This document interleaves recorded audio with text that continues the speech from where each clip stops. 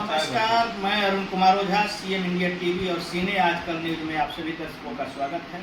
मैं अभी संदेश भोजपुर बिहार के पार्वती कन्या उच्च विद्यालय गाँव में हूँ। मेरे सामने विद्यालय के प्रधानाध्यापक भी हैं, जिनसे मैं वीडियो परिचय देना चाहूँगा।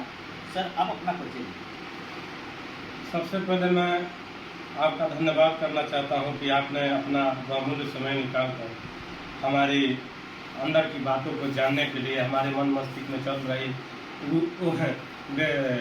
तूफान को जानने के लिए आपने प्रस्तुत किया। इसके लिए बहुत बहुत धन्यवाद आपको। और मैं मेरा नाम अनु निराला हुआ। मैं अभी 1 अप्रैल से प्रभारी प्रधानाध्यापक के पद पर पदच्युत हुआ हूँ। 31 तारीख तक इस विद्यालय के प्रधानाध्यापक डॉक्टर महेंद्र प्रसाद थे, जो 31 मार्च 2025 को सेवानिवृत्त हो गए। और उसके बाद मैंने अपने कार्यभार को संभाला है।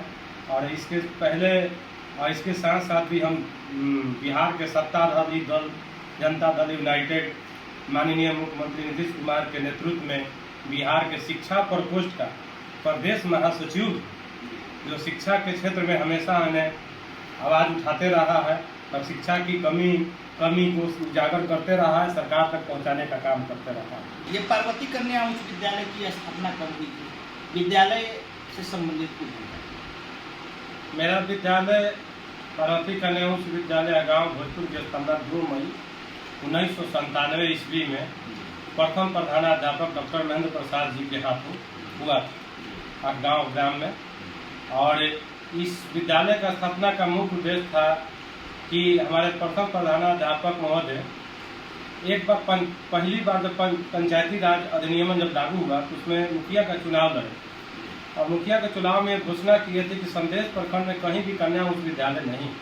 इसलिए मैं मुखिया जीतूँ या हारूं, लेकिन संदेश प्रखंड को एक कन्या उच्च विद्यालय जरूर दूंगा, जिसको सरकार से हम अधिकृत भी करवाऊंगा और उसका मैंने पंजीकरण भी करवाऊंगा। मैंने सरकार द्वारा सारा सुविधा लेने का प्रयास करूँगा। इस उद्देश्य से हमने विद्यालय की स्थापना किया गया। विद्यालय में कितने शिक्षक हैं, छात्रों की संख्या क्या है, किन किन विषयों की पढ़ाई होती है?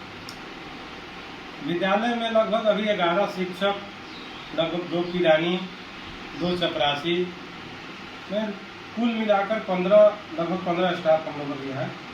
और विद्यालय में छात्रों की जहाँ तक संख्या की बात है तो कोरोना काल के बाद से थोड़ा सा विद्यालय की स्थिति डगमगाई है।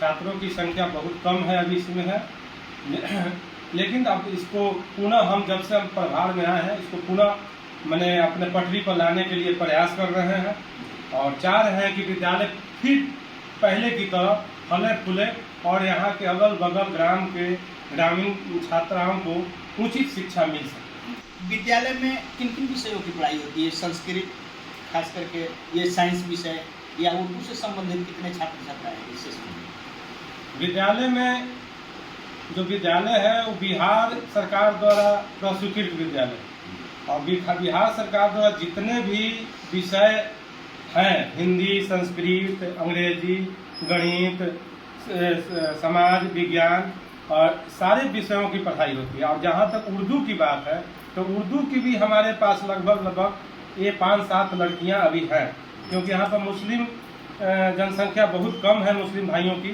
जिसके कारण से लड़कियों की भी संख्या कम है। लेकिन फिर भी हमारे विद्यालय में लड़कियों की संख्या 5-7 उर्दू का है और उर्दू के लिए शिक्षक भी हमारे यहाँ मौजूद है। विद्यालय आपका अधिकृत है या अनुदानित है, क्या है, इससे संबंधित बताइए। अनुदान कब से मिलना प्रारंभ हुआ, कब तक मिला है, इससे संबंधित। विद्यालय हमारा 27/7/2006 को स्थापना अनुमति मिला। 23/28 इसका पत्रांक दिनांक निदेशक माध्यमिक शिक्षा कार्यालय के द्वारा पत्रांक 23/28 के आलोक में 27/7/2006 को हमें शतधारक विद्यालय के रूप में स्थापना अनुमति प्राप्त हुई। उसके बाद हमें प्रस्वीकृति 2008 में प्राप्त हुई। उसके बाद से आज तक हम मैंने अपने विद्यालय से ही पंजीकरण फॉर्म भरते आ रहे हैं। और अनुदान भी हमारा जब सरकार 2005 में नीतीश कुमार, माननीय मुख्यमंत्री नीतीश कुमार जी का जब सरकार बना था तो उन्होंने यह आश्वासन दिया था, चुनाव में घोषणा किया था कि हमारी सरकार बनेगी तो हम वित्त रहित शिक्षा नीति समाप्त कर देंगे।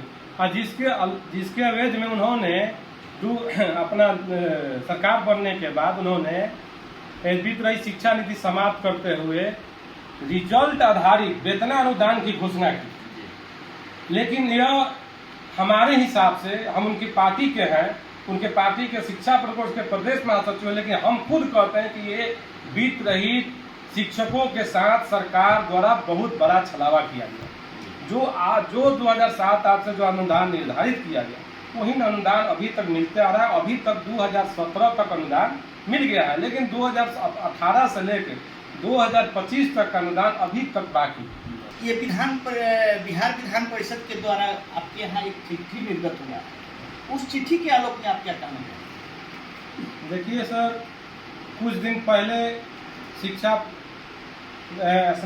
प्रार्थी के जो MLC लोग हैं विधान परिषद में वित्त रहितों की समस्या को उठाए थे, उसकी बातों को रखे थे, जिसके वजह से विधान परिषद अध्यक्ष अवधेश नारायण सिंह जी ने एक कमेटी गठन किया और उनकी अध्यक्षता में कमेटी की उनकी कक्ष में बैठक हुई थी।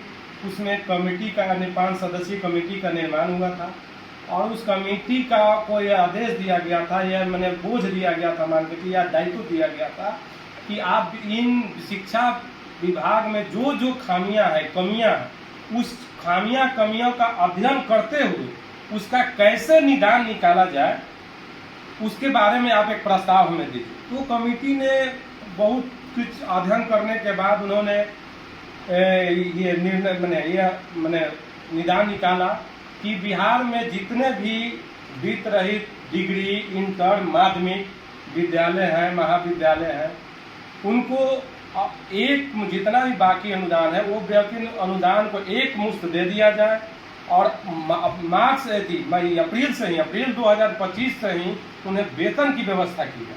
और इसके साथ साथ दूसरा नियम यह हुआ कि जितने भी अतिथि शिक्षक हैं उनको भी अब रेगुलर किया जाए, सामंजन किया जाए, वरिष्ठ शिक्षक की उनको भी मान्यता दी जाए और उन्हें भी विद्यालय में सामंजन कर लिया जाए। और तीसरी बात हुआ जो नियोजित शिक्षक है जिनको वरिष्ठ शिक्षक में कन्वर्ट किया गया और उनको पिछला जो भी उन्होंने कार्य किया उसका कोई बेनिफिट उन्हें नहीं मिला, उस चीज को भी उस सेवा काल का भी उन्हें बेनिफिट दिया जाए। ये 3 तरह की उन्होंने अनुशंसा की और वो अनुशंसा करके उन्होंने शिक्षा विभाग को भेज दिया है। अब आगे देखना है कि इस पर शिक्षा विभाग और सरकार क्या करती है। अंत में आप हमारे CM इंडिया TV चैनल के माध्यम से हमारे दर्शकों को, अपने छात्रों को, शिक्षकों को क्या संदेश देना चाहेंगे या सरकार से क्या कहना चाहेंगे?